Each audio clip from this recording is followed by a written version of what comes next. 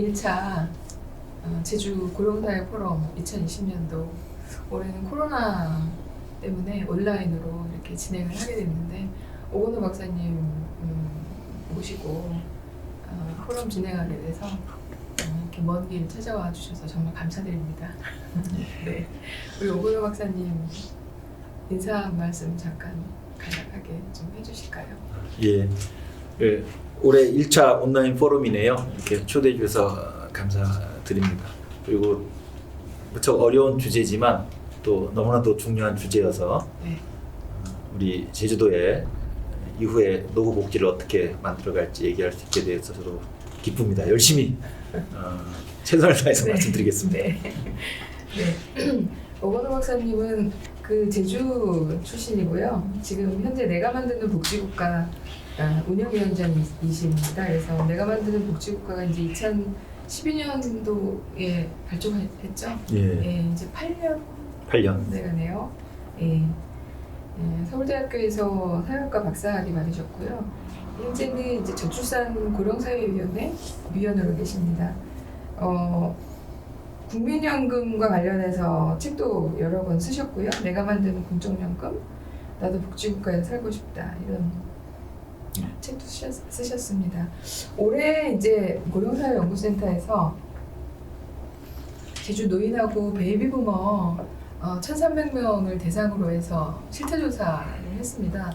서울대학교 사회발전연구소랑 그 고령사회연구센터가 공동으로 실태조사를 했는데 그 중에서 이제 어르신들의 노후 경제적인 생활이 이제 실태가 어떤지 저희 무척 궁금했는데 다행히 이제 조사가 1차 분석이 끝났는데 저희가 예상한 것대로 나온 것도 있고 또 의외로 또 그렇지 않은 것도 있고 그래서 이런 여러 가지 실태조사 결과가 현재 어르신들의 노후 그 경제적인 안정 이런 거에 좀 함의하는 바가 뭔지 좀 박사님 모시고 좀 몇 가지 좀 질문 드리면서 좀 말씀을 드려보도록 하겠습니다. 일단은 이번 실태조사 결과에서 제주 어르신들 한 절반 정도가 이제 그 수입이 있는 일을 하고 계시다 이렇게 대답을 하셨는데요. 지금 전국 평균 이제 그 고령자 통계에 발표된 거 보면은 올해 이제 고용률이라고 표현을 하긴 했는데 이제 3.3% 정도 거기에 비하면 한 무려 한 20% 정도 좀 차이가 있는데요. 아마 이제 수입이 있는 일이냐 이제 어떤 경제 활동이냐 범주에 따라서 조금 수치가 해석에 있어서 차이가 있을 수 있겠는데 경제 활동 참여율이 높다고 저희는 뭐 워낙 제주 어르신들이 정말 연세가 90대에서도 경제활동을 하시겠다고 하시는 분들이 많이 있을 정도로 많이 하시니까 이렇게 말년까지 열심히 일을 하시는 이유가 뭘까요? 뭐 여러 가지 이유가 있겠지만 네. 핵심적인 이유는 경제적 원인이겠죠. 예. 그래서 소득이 필요하니까. 물론 이제 일을 하시면서 옆에 사람도 만나고 또 자신의 어떤 그 삶의 의욕도 증진시키고 이제 다양한 이제 그 파생 효과가 있습니다만은 일을 한다는 건 가장 핵심적인 건 취업 일종의 소득 행위이기 때문에 그쵸. 그래서 거꾸로 얘기하면 일을 하지 않으면 살기 힘든 경제적 상황을 보여주는 거거든요. 그래서 요즘 이제 어르신들 보면 오히려 일을 못하게 될까봐 걱정하시는 분들이 많아요. 그래서 뭐 정년을 앞두신 분들이나 이제 베이비 부모로 해서 65세 노인이 되시는 분들도 맞습니다. 계속 맞아요. 일을 하고 싶어 할 텐데 이게 약간 역설적인 거예요. 은퇴를 하면 좀 이렇게 여가를 보내고 이렇게 해야 되는데 계속 일을 해야 되는. 그래서 그 이면에는 은퇴하고서 20년, 30년 정도의 여생, 노후가 있는데 그 기간을 온전히 보낼 만큼의 경제적 준비가 거의 대부분이 안 돼 있거든요. 그래서 그런 것 같아요. 일해야 하는 거고 이게 거꾸로 보면 이렇게 비교해 보면 이제 서구 복지국가들은 은퇴 날만 꼽아요. 그렇죠. 그래서 은퇴하면 그 다음부터 내가 하고 싶었던 거, 여행도 하고 새로 공부하고 싶었던 것 이렇게 진짜 새로운 제2의 인생을 이제 그 설계하시는데 우리는 기존에 살았던 인생이 끊기지 않도록 계속 일자리가 이어지게 하거든요. 그래서 핵심은 노인의 소득 부족, 그리고 뭐 이걸 가장 이제 전형적으로 나타내는 지표가 빈곤율이거든요. 네. 그러니까 노인이 가난하다는 거. 그래서 제주의 어르신들도 특히 일을 더 많이 하시는 것 같아요. 그러니까 전국적으로 우리나라 어르신들의 빈곤율이 뭐 거의 상대적 빈곤율이 지금은 약간 좀 상황이 낮은 것 같더라고요. 네, 지금 가장 최근 수치로 제가 본 거는 44%. 44%만 좀 낮아졌네요. 나오고 네. 뭐 우리가 가입한 OECD 평균은 한 15% 정도, 그러니까 우리가 3배죠. 네. 근데 이제 전국적으로는 그런데 그러면 그런 전국 어르신들의 어떤 현황, 실태하고 제주 어르신들이 크게 차이는 없다 이렇게 봐도 되는 지금 걸까요? 제가 그 보고서를 봤는데 네. 전국적 평균에 비해서는 일하는 비율은 높고 네. 또 뭐 자가, 집 소유 비율도 오히려 높은 것 같고 조금 이제 다른 양상들이 있긴 하지만 요 경제활동 측면만 본다면 더 경제적 압박을 많이 받고 계시다. 이렇게 보고서 결과에 따르면 그렇게 판단할 수 있어요.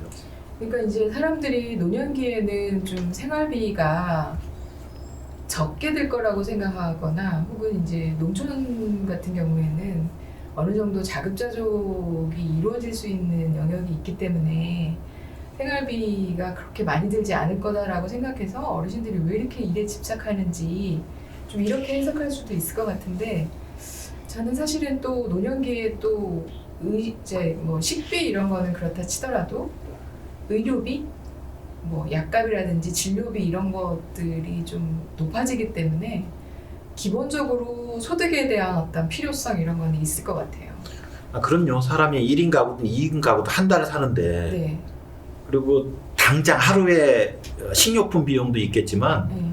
요즘은 일상생활에 있는 게 딱 식료품만이 아니거든요. 거의 모든 것들이 다 비용이에요. 이제는 뭐 핸드폰도 사용해야 되고 다양한 기기들도 많이 사용하고 보지서도 날라오고 이래서 보통 이제 뭐 여론조사 해보면 한 150만 원 정도는 돼야 그래도 그럭저럭 노후를 보낼 수 있지 않을까 이렇게 많이들 응답을 하세요. 근데 은퇴하고 나서 월 150만 원씩 소득을 얻기가 쉽지 않아요. 그렇죠. 예. 네. 지금 젊은 사람들도 그런데 나이 들어서 은퇴했는데 그런 일자리를 찾기 어렵거든요. 저 이번에 실태조사 결과도 보면은 그 80대 어르신들도 희망 월소득을 100만 원 정도 잡으셨더라고요. 생각보다 꽤. 그래서 이게 우리가 질문을 새롭게 해야 되는데 은퇴한 사람들이 꼭 시장에서 노동시장에서 계속 경제활동을 해서 소득을 얻어야 되는 건가? 그러니까요. 실제로 굉장히 경쟁이 작동하는 노동시장에서 은퇴한 분들이 기존에 자기가 갖고 있는 숙련 영역에 들어가면 좋겠지만 그렇지 않는 경우에는 그보다 연령이 낮은 사람들하고에 비교했을 때 아무래도 불리한 게 많죠.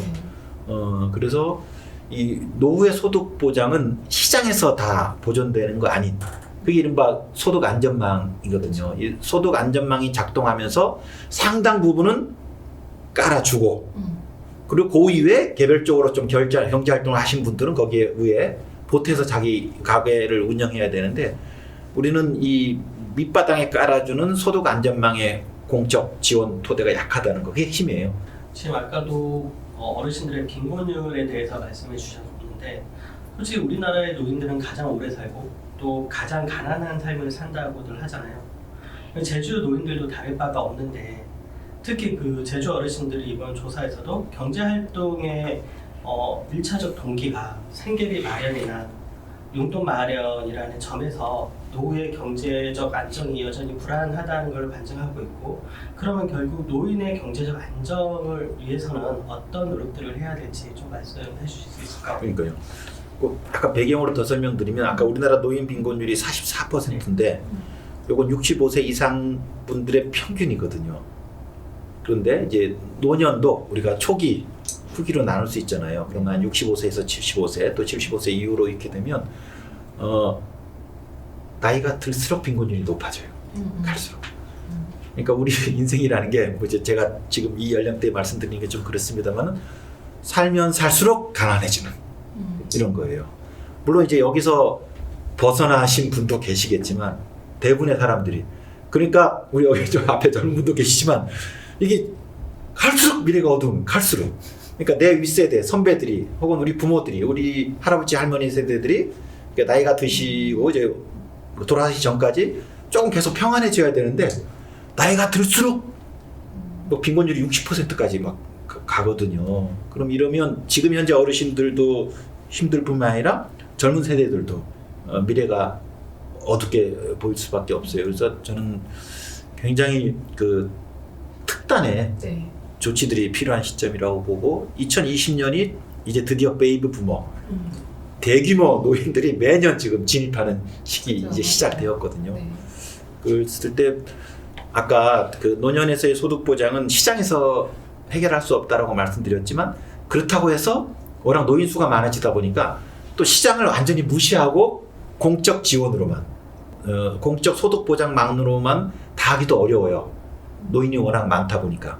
그래서 시장에서의 적절한 소득, 근데 아주 강도 높은 일자리가 아니고, 예를 들면 뭐 한 50만 원, 100만 원 정도, 그렇게 무리하지 않으면서, 지금 우리가 노인 일자리가 사업이 있지만 이게 지금 27만 원인가 얼마 안 되잖아요. 그러다 그거보다는 좀 높은 한 50만 원, 100만 원 정도의 소득을 이제 자기가 활동을 통해서 얻고, 그 다음에 기초연금이나 그 다음에 국민연금이나 혹은 어르신이 갖고 있는 집을 담보로 해서 주택연금으로 전환하든지 해서 이런 매달 나오는 연금으로 또 한 50배 이렇게 이 짝으로 어느 하나만으로는 지금 할 수 없거든요. 이 둘을 해야 되는데 둘 다 지금 빈약한 게 문제예요. 그래서 시장에서 얻는 소득도 부족하고 공적으로 얻는 이제 그 연금 소득도 부족하고, 그리고 이게 확인이 되었다면, 그리고 앞으로 노인은 늘어날 수밖에 없고 오래 살 수밖에 없다면 두 축에서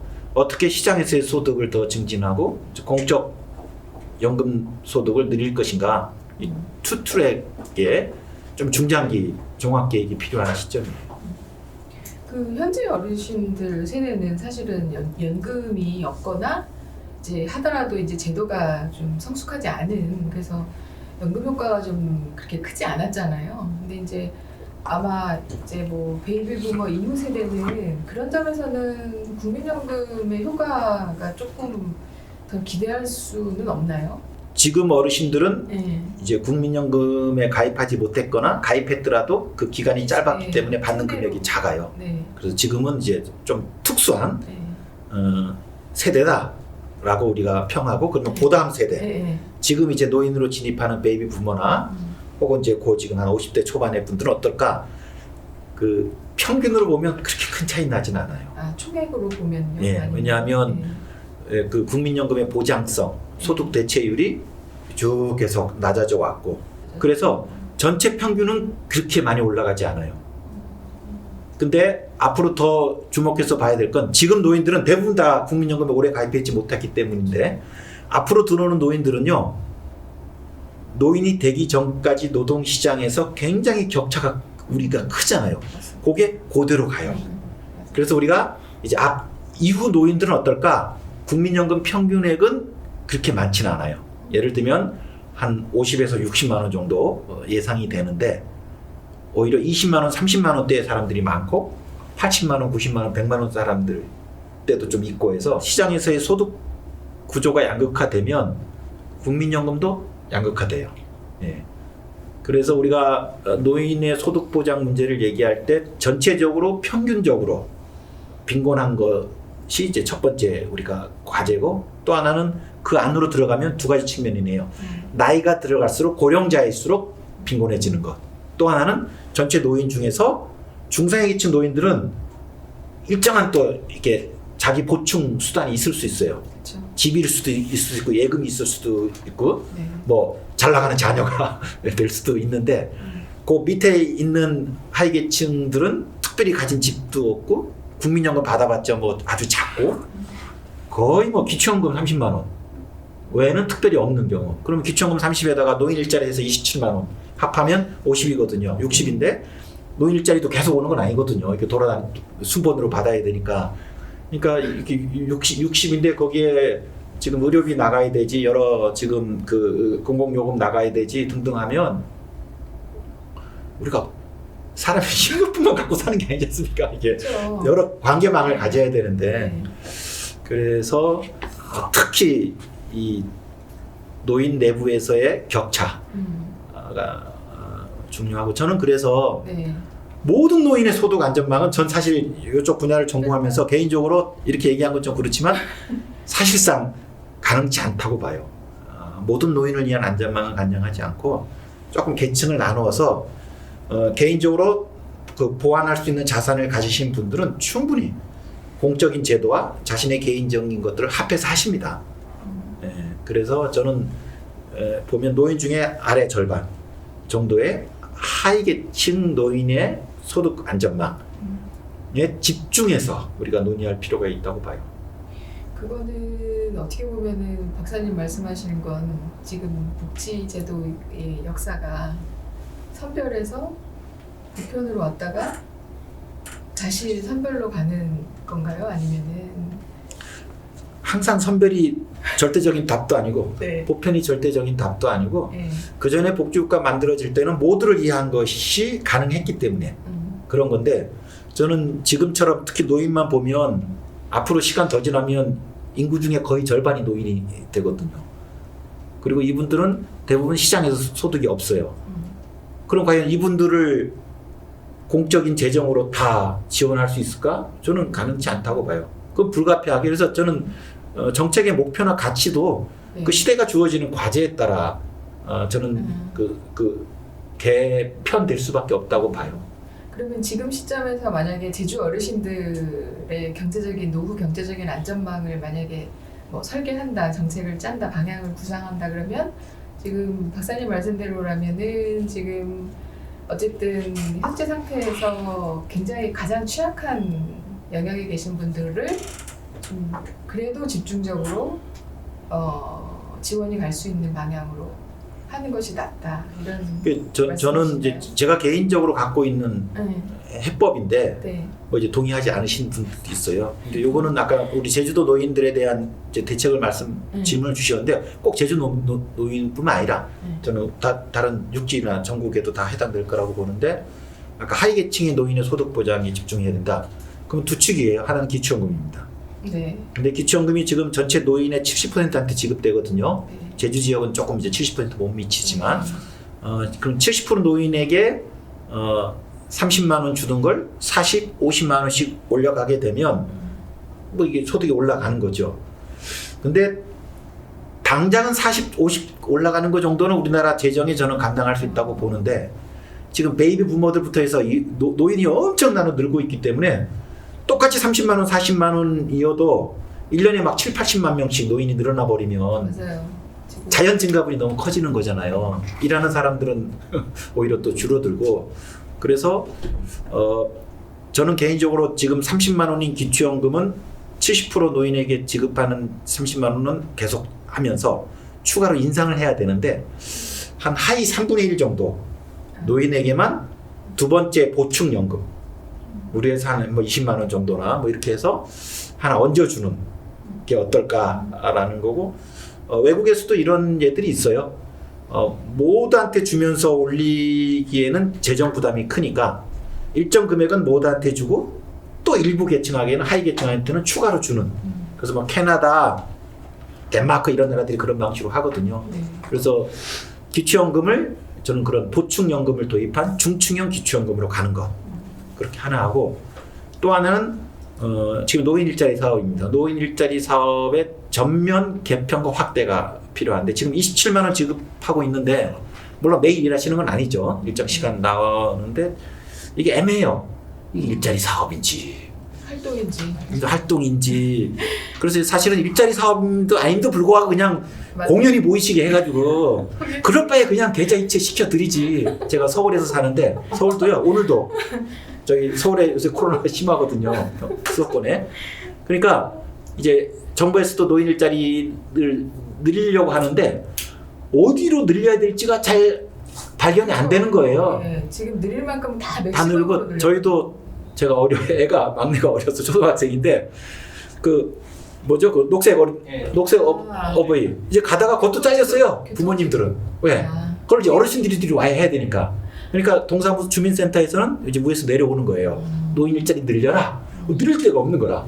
그러니까 학부모가 하는 녹색 깃발도 이제 구조조정해서 어르신들이 가는 거고, 요새는 길 내거리에 차도 안 다니는데 어르신들이 여기다 이게 어깨띠하고 거리두기 합시다. 사람도 없는데 거기는 거리두기 안 해도 좋을 지역에 다 서 계세요. 그러니까 이런 거 보면서 나는 이게 정책에 대한 신뢰를 떨어뜨린다. 그럼 지나가는 시민이 보면서 맞아요. 저기 무슨 노인 일자리 이런 거거든요. 그러니까 지금 애매한 건데 그 이름이 노인 일자리다 보니까 그러니까 억지로 하는 거거든요. 그래서 저는 일자리에 너무 압박을 받지 말자. 저는 그래서 노인 일자리가 아니고 노인 참여 수당. 그러면 꼭 일자리라는 틀을 하지 않으면 어르신들끼리 모여서 한라산 오름 올라갔다 오잖아요. 네. 건강이 좋아지고요. 건강보험 재정도 아끼는 길이에요. 그리고 정신적 스트레스도 낮아지고 우리 지금 제주시 서귀포 통합돌봄 하고 계시잖아요. 네. 핵심이 뭐예요? 지역에서 이웃 돌봄이잖아요. 그렇죠. 그러면서 옆에 있는 저 친구는 어디가 아픈지부터 시작해서 지역 주민들의 이웃들의 소문도 듣는 억지로 지역 통합 돌봄에 뭐 예산 투입하고 사회복지사 투입 이런 거보다 어르신들끼리 그리고 주민들하고 같이 오름 한번 갔다 오는 것 자체가 지역 통합 돌봄이라고 보거든요. 저는 그래서 이거를 일자리라는 개념으로 한정하지 말고 참여 활동으로 어르신이 나가서 활동하면 그리고 이 지역의 관계망을 만드는 데 되게 중요하다고 봐요. 그래서 아까 하나는 그 기초연금을 하위계층 중심으로 강화하는 것, 또 하나는 노인 일자리 사업을 노인 참여의 개념으로 확장해가지고 팍 늘리는 거예요. 그리고 금액도 조금 인상하고. 그러면 둘을 합치게 되면 하위계층인 경우는 둘을 합치면 한 50에다 한 3, 40 하면 한 8, 90 정도 나올 수 있게. 예. 그리고 거기에 국민연금 있으신 분들은 보태시고 또 자기 개인 자산이 있으시면 보태고. 그래서 대한민국에 혹은 우리 제주에서 어떤 노인도 일단 공적 지원만으로 한 80만 원 정도를 보장받게 되면 그거는 누구한테 손 벌리는 게 아니거든요. 계좌에 이체되는 거니까. 그래서 그걸 가지고 있고 뒤에 얘기할 기회가 있겠는지 없겠는지 모르겠지만 지출을 줄여야 되거든요. 그래서 의료하고 주거 지출을 이제 줄여주면 그러면 의료 주거 지출이 거의 국가가 해주면서 가처분 소득을 한 80 정도 가지고 있으면 괜찮아요. 그러면 이제 노인일 때 불안한데 그래도 대한민국에서 살면 제주에서 살면 최소 80만 원은 매달 계좌에서 꽂힌다. 내가 준비하지 않더라도. 그러면 40, 50대도 뭐 장사하시는 분들도 조마조마하잖아요. 지금 하다가 이거 한번 뭐 어떤 일이 벌어져서 이게 날릴지 모르니까 코로나 때문에 문 닫을 수도 있고 이럴 때도 우리 지역사회에 마지막 안전망은 있다. 저는 그거를 확인시켜주면 그런 안전망이 있으면 다른 경제 영역, 사회 영역에서의 다른 활력이 생겨요. 훨씬 또 다른 잠재적 부가가치가 많이 생길 거라고 봅니다. 그래서 하여튼 그 아래에 이 소득의 안전망을 구축하는 것이 핵심이라고 보고 결국 돈이 문제죠. 네. 결국 그 돈이 있느냐라는 건데 저는 그 만약에 제주가 이제 한 60만 명 정도의 조그만 육지의 수도권으로 가면 한 구입니다. 구청이에요. 구청. 조그만 도시 인구로 보면. 하지만 특별자치도이기 때문에 굉장히 많은 정책 수단을 쓸 수 있어요. 인구가 많지 않기 때문에. 저는 그래서 요즘 되게 혁신의 시대거든요. 새로운 한번 제주형 소득 안전망을 만들었으면 좋겠고 재원은 국가로부터 지원을 일부 받아야겠지만 중앙정부가 지원을 못 해주면 자체에서 다들 제주도 오고 싶어 하거든요. 그리고 오지 말라 그래도 제가 오늘 오는데 오전에 화요일날 오전 비행기 꽉 찼어요. 만석이었어요. 만석. 저는 텅텅 빌 줄 알았더니 입도세 좀 거두면 됩니다. 예를 들면 그래서 제주만의 어떤 안전망을 만들어내면 제주가 지금 생태 도시잖아요. 쉼의 도시고 여가의 도시의 브랜드가 있는데 여기에 노후가 안전한 곳이라는 게 브랜드까지 생기면 그럼 막 더 이제 성지순례 하겠지. 다른 지역에서 다 오면 외국인들은 또 외국인들한테 더 세게 매겨도 돼요. 입도세를. 아니 관광지들은 외국인들한테 더 많이 매기거든요. 그런 식으로 해서 한번 제주 연구원에서 한번 모델을 만들어 보세요. 그러게요. 제주에서는 여러 가지 이거 지금 말씀하신 것 또 진짜 아이디어가 지금 보면 제가 지금 메모하면서 챙긴 것만 해도 한 서너 가지 지금 막 나오는데요. 일단은 말씀하셨듯이 노년에 어르신들이 아마 그래 내가 뭐 정말 그 어떤 위기가 닥쳐도 무슨 일이 있어도 어쨌든 한 뭐 7, 80, 50은 넘는 정도의 그런 월 소득을 좀 그냥 뭐 믿을 수 있다 그러면은 훨씬 좀 안정감이 있을 것 같긴 해요. 어르신들 그쵸. 입장에서는. 갑자기 걱정이 생겼네. 뭐. 다 제주도로 이주하실 것 같은데. 이 정책이 언제 될지 모르기 때문에요. 괜찮아요. 그런 걱정 아직 안 하셔도 되고요. 근데 8, 90은 조금 높지 않을까 싶은데 어쨌든 박사님 생각으로는 가능하다. 지금 이제 기초연금 30만 원에 노인 일자리 57이잖아요. 네. 뭐 20만 더 하면 80만 원인데. 네. 근데 이제 노인 일자리를 다 하시는 건 아니고 지금 저희 실태조사한 거로는 한 4분의 1? 그러니까 그걸 이제 네. 일자리가 아니고 노인 네. 참여, 노인 활동수당으로 해서 네. 이렇게 좀 넓혀야죠. 그래서 활동수당은 할 의향이 있으면 10만 원 기회가 정도 드리는 거예요? 어떻게 돼요? 예? 똑같아요? 활동수당 그건 이제 우리 입도세 수입에 맞춰서. 맞춰서 근데 이게 성공하면 성공할수록 더 많이 올 테니까 해외에서도 이거 이제 참여 관찰하러. 아니 저는 사실 이런 좀 정책적인 실험 같은 거 제주도에서는 좀 해보고 그럼요. 60만 싶어요, 도시면요, 진짜. 시민이면 충분히 많은 거 할 수 네. 있고 할 수 지금 있습니다. 입도세 박사님 말씀하셨지만 이것도 최근에 얘기가 되고 있는데 아직 뭐 논쟁적입니다. 이거. 이런 얘기가 있어요. 네. 좋네요. 있습니다. 난 제가 처음으로 꺼낸 줄 알았더니. 입도세 얘기가 있는데 아직 결정도 못 하고면서 매기세요. 그래도 옵니다. 만지작 그래도 와요. 하고. 그래도 그 입대소가 뭐 몇백만 원 할 건 아니니까 옵니다. 그쵸. 예. 저도 저기 유럽에 뭐 잘 나가는 도시들 가보면 다 도시세 받아요. 여행. 그리고 제주는 지금 이 생태 환경은 충분히 입도세. 그래서 그거하고 다시 또 이게 생태 보존에 써야 되니까 네. 일부는. 일부는. 지금 말씀하신 게 제가 이제 뒷부분에서 이제 질문을 드리려고 했던 건데 노인 내부의 이거 차이 말씀하신 거예요. 그래서 지금 저희 요번 조사에도 보면은 65세에서 69세 사이에 이제 베이비 부머가 들어가서 그런지 60대 어르신과 80대 이상 어르신의 소득 곡선이 완전 반대인 거예요.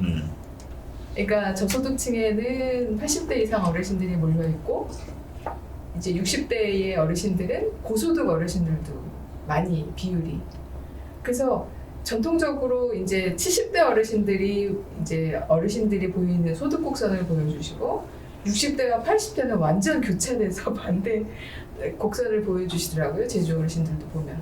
근데 이제 이런 내부의 차이가 앞으로도 계속 어느 정도는 갈 텐데 박사님 말씀하신 것대로 지금 하층에 계신 취약계층 같은 경우에는 어느 정도 보충하는 그런 정책 수단을 좀 도입할 필요가 있다.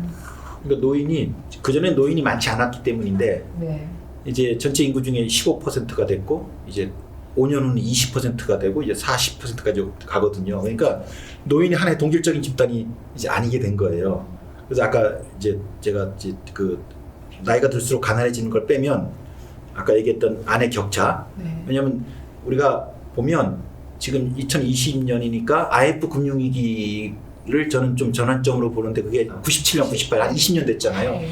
그 20년이 노동시장에서의 격차 양극화가 굉장히 고착화되는 시기거든요. 이제 노인으로 되는 분들은 뭐냐면 자기가 젊었을 때 그 격차에 있던 분들이에요.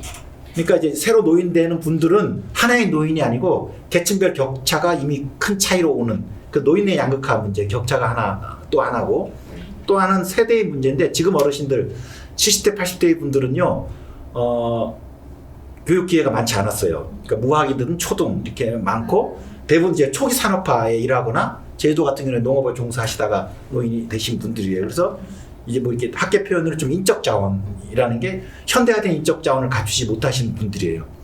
근데 지금 들어오는 베이비 부머들은 최소한 고등학교 교육이나 대학 교육을 받고 그다음 그 이후에 이제 80년대 이후에 한국에서의 자본주의와 산업화가 많이 진행되면서 나름대로 조금 이제 현대 문명에 익숙해진 맞아요. 분들이에요. 네. 그래서 이게 뭐 이게 세대 차별적 봐야 되려나 어떨나 모르겠는데 하여튼 기존의 비례에 비해서는 인적 자원의 잠재력을 가지신 분들이에요. 그래서 이게 한편에서는 기대예요. 새로 오신 분들이 그냥 되게 수동적인 분들이 아니다. 제가 그거를 그래서 그런 분들한테 내 거리에 우두커니 서게 해서 어깨띠 들고 27만 원 드리는 거 본인들도 자존심 상해합니다. 지금 노인들도 마찬가지. 그리고 지나가는 시민들이 이렇게 하는 걸 느끼거든요. 네. 왜냐 이분들 나름대로 자기의 소신 갖고 살아오신 분들이거든요. 내가 노인이 됐는데 어깨띠 메고 그냥 우두커니 서 있게 하는 거에 대해서 이거 노인 학대예요, 진짜로. 자존감 떨어지는. 그렇죠. 저는 그래서 노인 일자리 개념 하지 말고 진짜 노인 일자리는 제대로 해서 보상을 주고 노인 참여 개념으로 해서 쭉 가는 거예요. 그러면 저는 그게 굉장히 이 새로 이제 노인으로 들어오신 분들이 자기 역량들이 있기 때문에 다양한 방식의 활동들을 만들어낼 거다. 그게 사실은 이 지역사회 활성화거든요. 맞아요. 저희도 이제 지역에 있는 어르신들을 만나보면 노인 일자리에 대해서 상당히 많은 얘기를 하세요. 근데 이제 가장 저희가 문제로 보고 있는 게 지금 60대, 70대 초반의 노인들은 이제 노인 일자리 가서 뭐 쓰레기 줍고 그 다음에 앞에 아까 말씀하셨듯이 학교 앞에서 이제 교통 정리하고 이런 게 되게 자존심이 상해서 이제 가지 않으신다고 그쵸. 하더라고요. 왜냐면 그분들은 뭐 이제 정말 고등교육을 받으셨고 전문직에 일을 하셨던 분이 갑자기 어느 순간에 가서 이걸 하려니 너무 자존심 상한 거예요. 그럼 이에 대한 또 다른 또 정책적인 방안들이 또 많이 준비가 돼야 될 것 같거든요. 그래서 이런 거는 또 어떻게 해야 될까? 그러니까 이거는 또 참여 수당 형태로 가기에는 조금 무리가 있고 그러면 이제 노인 일자리에서 좀 더 교육이 돼야 될까? 이런 생각들이 드는데 어떻게? 지역에서 노인들이 참여할 수 있는 활동들이 넓어져야 되는데 그런 기회를 제공 안 하는 거잖아요. 네. 그러니까 노인들이 그러해도 그걸 참여를 하게 되면 어르신 20명이 동네에서 모여서 뭐 하겠어요? 장기 대회를 하든 오름 대회를 하든 무슨 무엇을 하든 그러니까 그거 자체가 일종의 행사가 되고 활동이 되는 거이잖아요. 그러면 그 구경 오는 사람도 있고 그 앞에서 물건 파는 사람도 생기고 핫도그 파는 사람도 생기고 애들도 올 것이고 그러면 직장 나간 아들 딸들도 그거 구경하러 일찍 퇴근하러 올 것이고 그래서 지역 공동체 복원의 핵심입니다. 지역 공동체가 활성화돼야 사람들이 거기서 참여할 수 있는 거리들이 많이 생기는 거예요. 그래서 이게 굉장히 근본적인 얘기인데 노동시간 단축하고 같이 가줘야 돼요.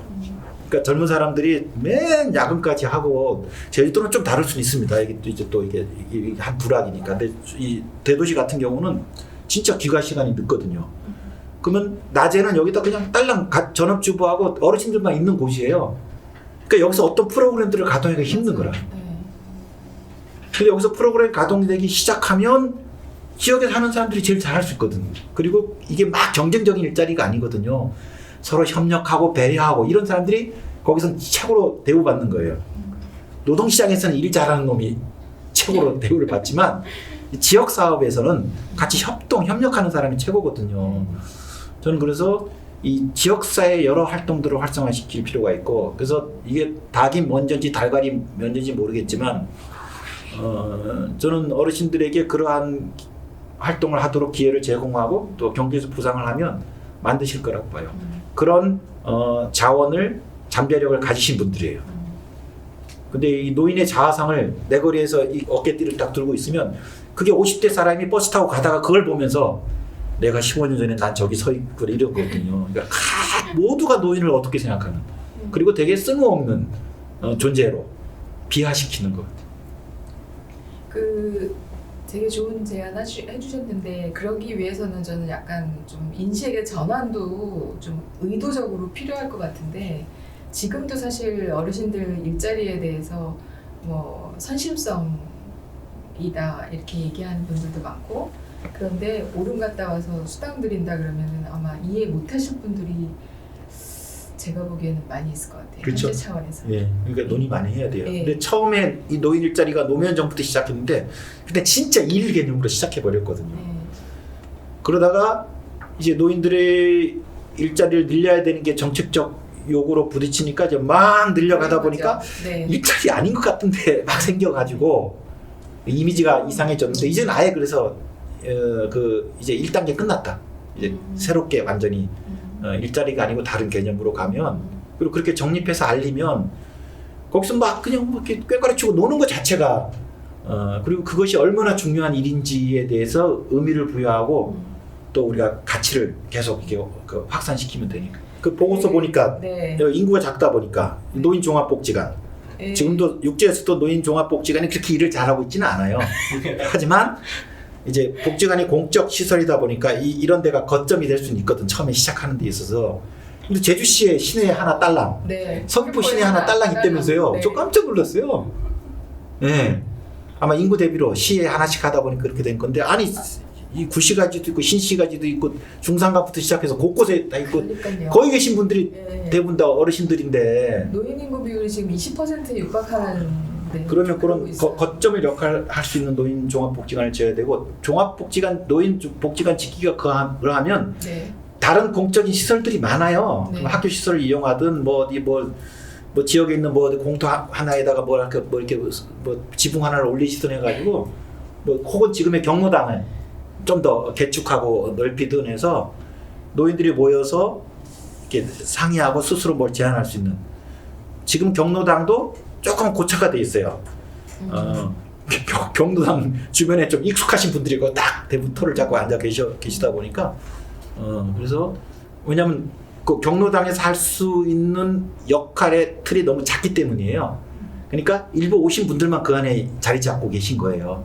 거기에 공간을 넓히고 프로그램들이 많아지면 이제 어르신들이 올 수 있거든요. 지금은 경로당으로는 힘들어요. 경로당 그냥 이렇게 머무는 곳이다 보니까 그래서 그런 인프라 확충도 필요하고 어르신들이 스스로 기획단을 만들면 그런 거 다 제안하실 거예요. 저희도 저희 센터에서 어르신 모니터링단을 매년 운영해요. 근데 이제 여러 가지 뭐 연구도 있고 사업도 있고 한데 어르신 모니터링단을 운영해 보면 제일 많이 어르신들의 현실이 어떤지 그리고 그분들이 좀 필요로 하는 거 그다음에 이제 어떤 점이 좀 정책의 사각지대고 빈틈인지가 확 들어와요. 그 아무리 책으로 봐도 알기 힘든 그래서 굉장히 저희 소중한 채널이라고 저희는 생각하고 있거든요. 모니터링 당을 해도 그런 의견을 내시는데 네. 근데 모니터링 자체가 되게 수동적인 거예요.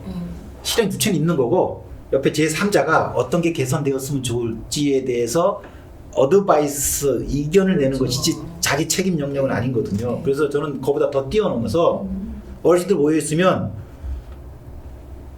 100억 예산을 그냥 퉁으로 배정할 텐데 이걸 가지고 어떤 노인 사업을 했으면 제일 좋겠느냐 당신들의 책임하에 그러면 더 기발한 아이디어 나올 수 있거든요. 예. 예를 들면 서울시 같은 경우도 거기 이제 청년청을 만들어서 그냥 청년청에 있는 청년들한테 투로 줘버려요. 그 너희들이 짜라고. 그러면 기발한 아이디어들이 많이 나오거든요. 근데 그렇지 않고 뭐 공무원들이 부처 공무원들 일을 하면서 청년위원회를 꾸려가지고 의견 제안해 보세요. 그건 이렇고요, 이건 이렇고요. 되게 객체, 제3자 입장에서 이렇게 의견 내는 거에 끝이에요. 근데 야 너희들 100억, 500 줄 테니까 너네 청년 사업 뭐 해보려면 자기가 결정하기 겁나거든. 그러니까 동네 친구들 다 모아가지고 검증 작업을 거지. 야 이게 좋겠니, 이게 좋겠니. 최상의 게 나오죠. 자체적으로 한다는 거죠. 네. 좋은 아이디어 참 많네요. 박사님 저희 내부 차이 말씀하셨는데 연관지어서 간략하게 지금 사실 여자 어르신하고 남자 어르신하고 경제 상황이 이게 이제 뭐 중년기까지 계속 뭐 이어지던 뭐 노년기에 갑자기 생긴 그런 성별 격차는 아니지만 노년기에 오면은 건강하고 경제가 제일 이 격차가 심해요. 그래서 특별히 뭐 여성 어르신들 할머니들을 위한 어떤 그런 있을까요? 그거는 근데 기존 우리가 남성 중심의 네. 경제활동 체제이다 보니까 네.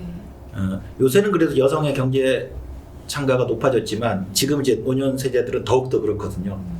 촌에서 뭐 이제 밭이 있어서 일하시더라도 그거 다 소유는 남편 걸로 있는데 다행히 기초연금이 이제 각자 주니까 그치, 기초연금 맞아요. 받는 거고 연금 가입해도 뭐 다 대부분 그 전에 이제 그 남편들만 했을 거고 이렇게 해서 꼭 제주만의 문제는 아니에요.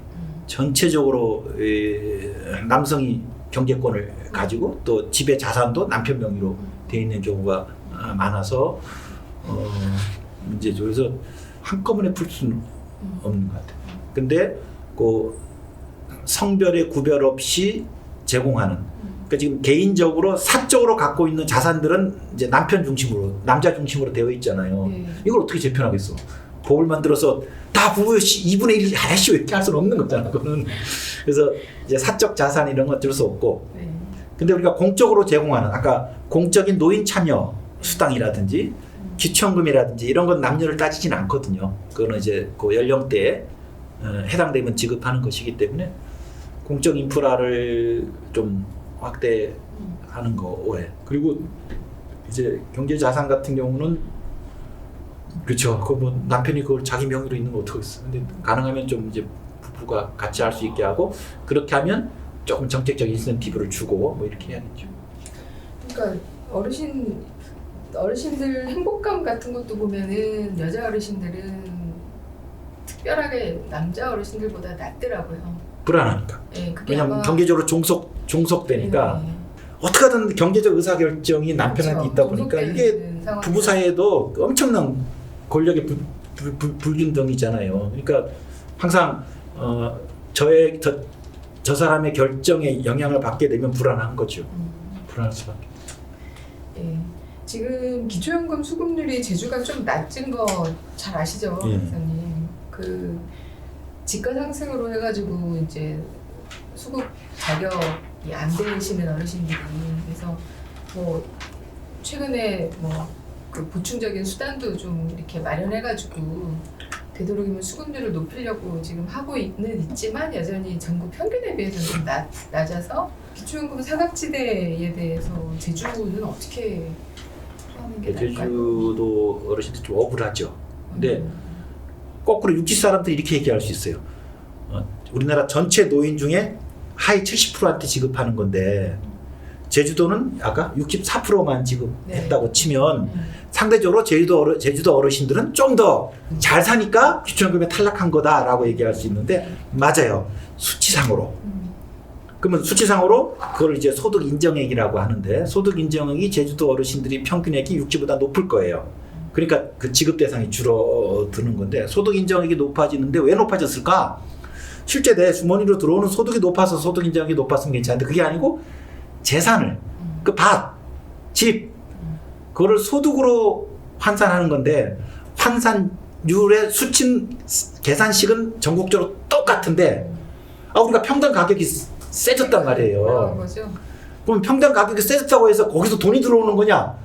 밑강이 더 많이 열리는 것도 아니잖아요. 그거는 가격이 비싸다고 해서 괜히 저기 재산세 더 나오고 그다음에 기초연금에서는 내 소득이 높게 평가돼 버리다 보니까 근데 이제 우리 그 복지 행정이 기초생활 보장 제도도 그렇고 기초연금도 그렇고 이제 재산을 따져서 재산을 소득으로 환산하는데 거기서 소득이 나오지도 않음에도 불구하고 예를 들면 부동산을 갖고 투기하신 분들은 거기서 소득이 나오지만 딸랑 땅 하나 하고 집 가진 분들은 그걸 평생 사는 거지 거기서 소득이 나오는 건 아니잖아요. 따라서 평당 집가 수준을 반영해서 그 재산의 소득 따지는 그 인정액을 계산해야 되는데 우리는 그렇지 않고 약간 처음에 시작한 행정 편의적으로 대도시, 중소도시, 뭐 농어촌 해가지고 그냥 하나로 그룹을 만들어서 그냥 일률적으로 적용해요. 그러니까 제주도가 한 7, 8년 전부터 이제 집가가 오르기 시작했잖아요. 뭐 집가가 오르니까 기분이 좋을지 모르겠지만 소득은 들어오는 건 아닌데 이 소득 인정액이 높아지는 거예요. 이거는 되게 불합리한 겁니다. 그래서 그 평당 집가 기준으로 재산의 소득 환산 시스템을 바꿔야 되는데 이게 쉽지 않은 게 이게 아주 오랫동안 우리나라 복지 제도를 설계할 때 작동하는 기준이거든요. 그리고 이걸 바꾸면 이것뿐만이 아니라 뭐 기초생활 보장 제도까지 다 있어요. 그래서 일단 문제 제기는 해야 돼요. 해야 되는데 안타깝게도 중앙정부가 그래? 그럼 제주도만 조금 특례를 해줄게 라고 안 할 것 같아요. 그러면 제주도처럼 좀 억울한 데도 있어요. 경기도도 억울해요. 거기도. 경기도도 수도권이기 때문에 집값이 높은데도 공제를 많이 못 받으니까 그래서 아이고 어디 하나를 봐주면 또 다른 지역에서 들고 있나기 때문에 지금 그 복지부나 행안부 같은 경우는 아예 이게 길을 막아버리거든요. 그래서 이거 좀 정치적으로 크게 풀어야 됩니다. 그래서 저는 조금 전국적으로 이 불합리한 재산소득 환산액을 완전히 정비하자. 그래서 우리나라 복지 제도를 새롭게 완전히 정비하자라는 좀 큰 타이틀을 내걸고 해야 되는 거고. 하지만 그 이전이라도 요거에서 가장 지금 불리하게 작용하는 게 제주 지역이니까 제도 차원에서는 계속 문제 제기했죠. 문제 제기는 하지만 그 전국의 중앙정부 입장에서 보더라도 좀 이게 제주만 어쨌든 제주에서 집값이 올라간 건 사실이니까.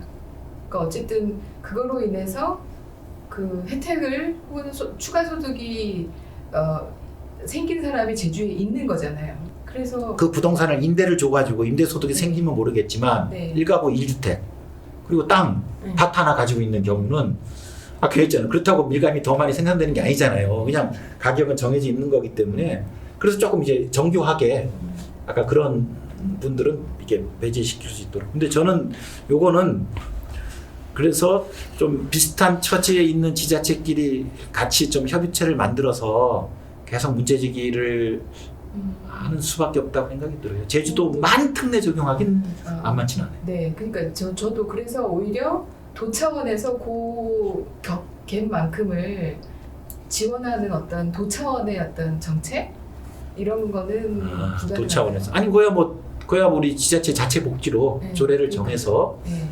그 억울하게 떨어지신 분들한테 지급하겠다고 해서 그게 하면 되죠. 하면 되는데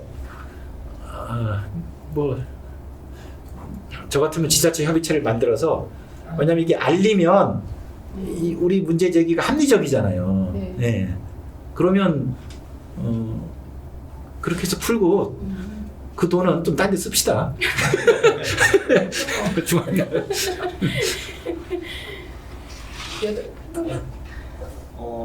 다음으로 좀 궁금했던 게 이번 조사하면서도 약간 흥미로웠던 게 그 이제 자녀와 이제 어르신들의 이제 경제적인 이제 지원 관계인데 이제 제주 노인은 자녀들에게 용돈이나 이제 생활비 등 경제적 지원을 받는 것이 게 받는 것보다 이제 지원을 자녀들에게 해주는 게 거의 5배 정도 차이가 나더라고요. 실제적으로 이번 조사에서도 연평균 자녀들이 부모에게 지원하는 돈은 한 223만 원 정도 지원을 하고 반대로 부모가 자녀들에게 이제 1,060만 원 정도를 지원하는 걸로 나타났는데 이러한 세대 간의 자원 흐름이 노령기 경제 안정을 더욱 불안하게 하는 건 아닌지 그런 생각이 들거든요. 어떻게 생각하십니까? 글쎄 말이에요. 진짜 우리 부모님 세대는 진짜 아낌없이 주는다는 거예요.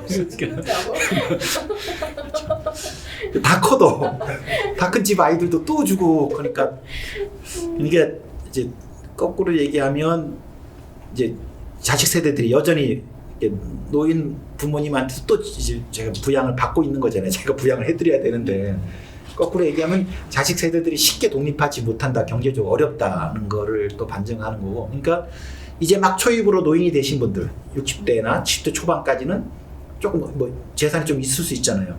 근데 그 자녀들은 이제 30대라 근데 자리 잡지 못한 거예요. 그리고 뭐 결혼해서 애를 낳더라도 뭐 애 용돈도 부족하고 또 집 전세금 얻는 데나 뭐 등등 하다 보니까 이 부모님들이 나의 마지막 미션으로 해서 또 막 퇴직금 털고 뭐 이렇게 하니까 아휴 그러니까 그게 뭐 감사할 따름이죠. 감사할 따름인데 근데 뭐 우리 제주도뿐만 아니라 전체적으로 우리나라가 그런 것 같아요. 그래서 하나는 이 자식놈들이 부모님한테 손 벌리지 않도록 빨리 이렇게 스스로 독립할 수 있도록 해야 되는데 그 여건이 안 된 거에 사실은 아쉽고. 그러니까 아니 자식과 부모 간에 오가는 건 아름다운 거잖아요. 아름다운 건데 조금 그 경제적 요인으로 따지면 자식 세대들이 여전히 부모로부터 도움을 받아야 되는 거를 역설적으로 보여주고 있다고 봐요.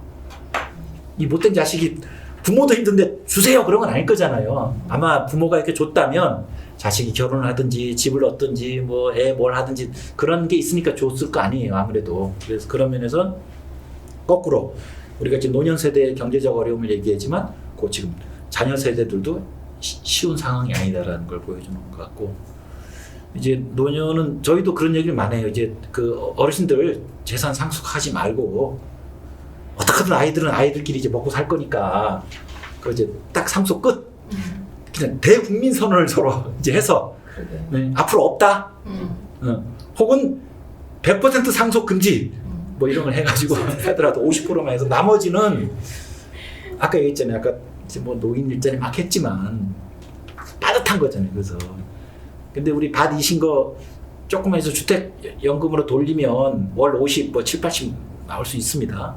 그렇게 해서 지금까지 고생들 하셨는데 그리고 앞으로 여생이 길기 때문에 근데 이거는 아까 자녀 세대들이 경제적으로 안정을 취할 수 있는 그런 개혁 조치가 하나 필요하고 이제 문화적으로 좀 자식 덜 챙기기, 이렇게 본인 챙기기에 대한 조금 문화적 이렇게 좀 인식 변화가 필요할 것 같아요. 같이. 저도 이제 저희 부모님과 이런 경제적인 지원에 대해서 얘기를 하는데 저희 부모님이 딱 그 얘기 하더라고요. 이제 장가까지 보내줬는데 이제 지원 끝. 딱 이 선언을 하시더라고요. 그래서 이제 그 다음에 그러니까 이제 너희들한테도 도움을 요청하지 않을 테니 이제 각자 잘 생존하자라고 하시니까 근데 오히려 또 저희도 편하더라고요. 그쵸. 어머니 아버지한테 따로 용돈을 드리지 않아도 되니까 제가 경제적으로 조금 더 여유로워지고 또 아버지 어머니도 결국 자녀들한테 지원을 하지 않아도 되니 또 안정적인 노후 생활을 하시더라고요. 예. 정말 이런 문화 좀 선언 같은 캠페인이 좀 있어야 되지 않을까라는 생각이 좀 들긴 하더라고요. 상속에 그래서 관해서는 상속 안 하는 거, 격부지 안 하는 거 네. 빨리 선언해서. 격부죠. 격부도 안 하고 그러니까 제주도 진짜 부조금에 대한 부담감 굉장히 커요. 아니 가처분 딱 정해져 있는데 그러니까 경조사가 생기면 같이 슬퍼하고 같이 기뻐해줘야 되는데 이 부조금 때문에 부담이 돼서 네, 맞아요. 70대 초반까지는 경조사 부담이 엄청 크더라고요. 네. 근데 그 이후 되면 조금 안 하시고 뭐 정리를 하려는 것 같은데 그리고 이제 이번 조사에도 상속을 하겠다는 상속 거의 대부분 다 30% 빼고는 재산이 없어서 못한다는 분 빼고는 거의 다 상속 그렇게 그러니까 가고 있고 뭐 재산이 어디 가야 되겠어요? 뭐 지금으로선 가족한테 가야 되는데 그 자식한테 주지 말고 좀 당신들이 쓸 수 있도록 지금 그래서 정부에서도 그걸 많이 권장하거든요. 그 본인 스스로 그거를 그 주택연금으로 전환해서 이제 노후를 보내시라고 하고 근데 이제 부모들이 그렇게 하기 어렵잖아요. 자식 눈치 보여서. 그래서 이렇게 막 인센티브를 유리하게 지금 혹시 이거 보시는 분이시면 진짜로 진지하게 주택연금으로 전환 없어.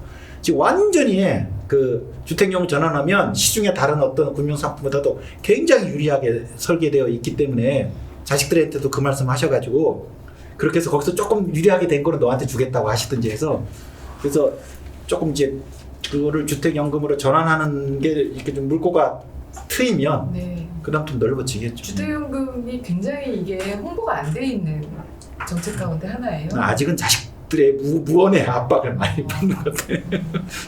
아이고 우리 부모 주택연금으로 바꿔시네 하면 이제 상속을 안 주는 걸로 생각하니까 우리 자식들이 그다음부터 나를 어떤 눈으로 볼까 이게 부모님들한테는 그래서 오히려 알고 있어도 네. 잘 안 하신다는 지금은 그 거죠. 문화적으로 바뀌지 않으면 문화적 네. 이런 변화가 같이 가야 된다는 말씀이신데 지금 어쨌든 제주 어르신들 이제 경제적 상황이나 노후의 경제적 안정에 대해서 잘 말씀해 주셔서 저희 오늘 굉장히 좋은 아이디어 많이 얻었습니다, 박사님.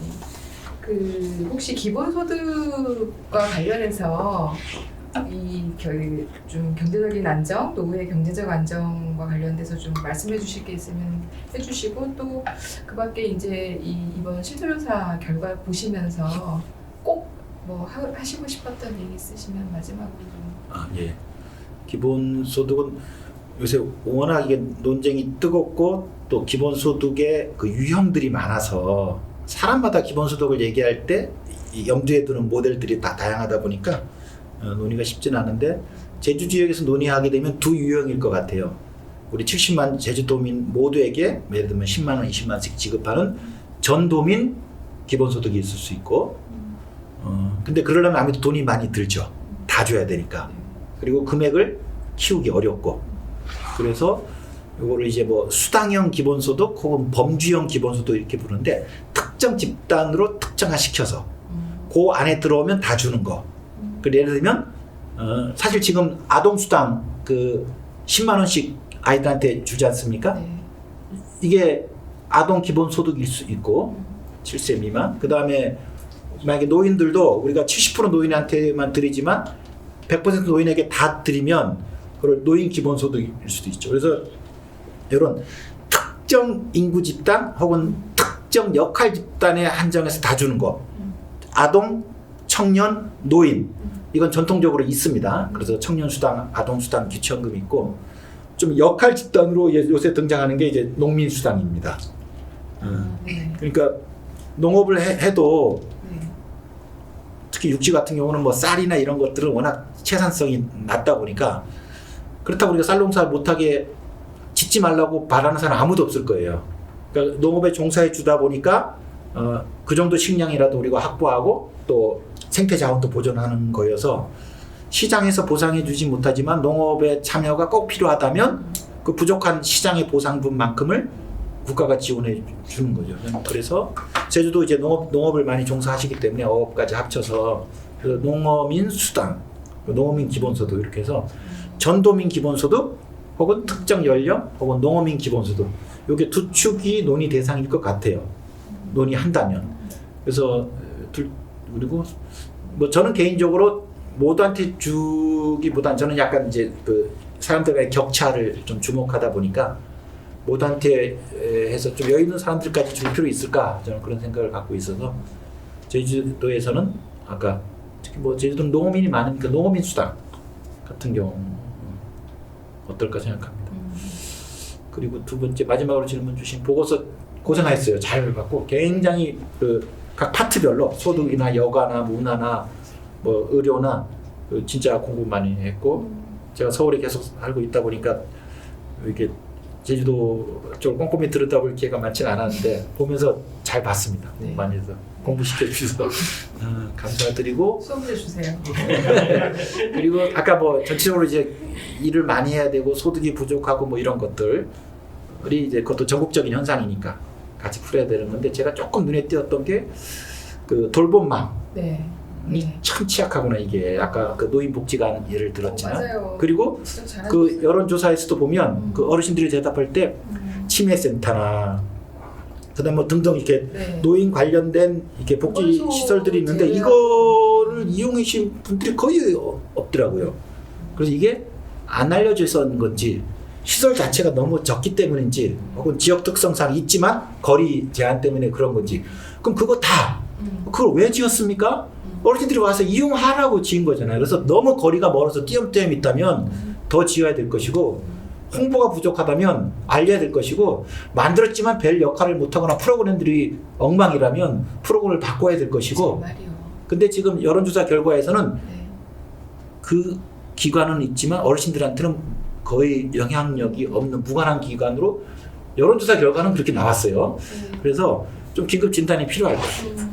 그리고 특히 앞으로는 소득 지원도 필요하지만 네. 이런 돌봄망, 관계망을 만드는 거 중요하니까 어르신들끼리 친하게 지내고 뭐 보다도 사실 그러기 위해서는 중간중간에 매개 거점이 필요하거든요. 네, 만나게 하고 프로그램 제공하고 멍석을 깔아주는 그런 이제 매개인이 중매인이 필요한 건데 그런 걸 기관이 역할을 해야 되는데 노인들이 그 기관을 이용하고 않고 있지 않다? 이거 뭔가 지금 긴급 진단이 필요한 거죠. 아주 잘 지적해 주셨어요. 정말 제가 하고 아, 싶었던 그래요? 얘기를 정말 그 요망지게 이분 우리 제주분이 아닌데 요망지기라는 말도 안 하시네 이제. 팽팽하게 정리해 주셔서 어찌나 속이 시원할지 모르겠습니다. 그래요? 네. 감사합니다, 박사님. 역시 똑똑하십니다. 박사님 장시간 정말 오늘 정말 저희는 정말 너무 좋은 아이디어 많이 얻고 갔고요.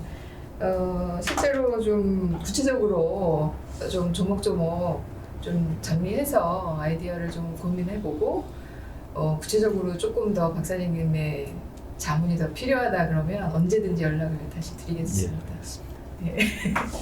장시간 감사합니다. 그러면 이것으로 제1차 온라인 포럼으로 한 노인 실태조사에서 나타난 제주 어르신의 경제생활과 노후의 경제적 안정이라는 주제를 가지고 오건호 위원장님과 함께했습니다. 감사합니다. 예.